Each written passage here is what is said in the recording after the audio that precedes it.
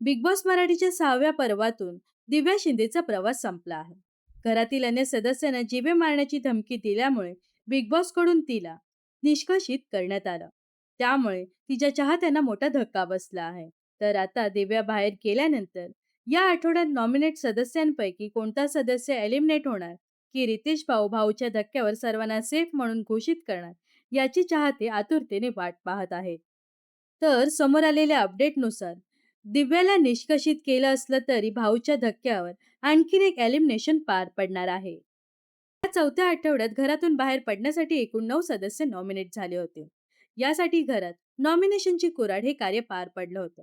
या चौथ्या आठवड्यात रोशन भजनकर, दिव्या शिंदे, प्रभू शेळके, राकेश बापट, सचिन कुमावत, ओमकार राऊत, अनुश्री माने, आयुष संजीव, दीपाली सय्यद हे 9 सदस्य नॉमिनेट झाले होते.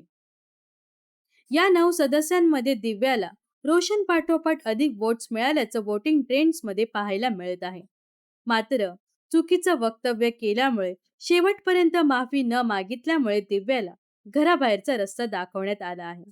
या वोटिंग ट्रेंडनुसार दीपाली सय्यद व ओमकार राऊत हे 2 सदस्य बॉटम 2 मध्ये आहेत.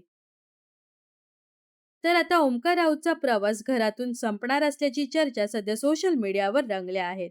त्यामुळे ओमकार राऊतचं एलिमिनेशन झाल्यामुळे या आठवड्यात डबल एलिमिनेशन पार पडल्याची चर्चा आहे. तर तुम्हाला काय वाटतं, बिग बॉस मराठीच्या चौथ्या आठवड्यात कोण एलिमिनेट होणार, हे नक्कीच कमेंट्स करून सांगा. व अशाच मनोरंजन विश्वातील ताज्या घडामोडी जाणून घेण्यासाठी नक्कीच आपल्या चॅनलला सबस्क्राईब आणि फॉलो करायला विसरू नका.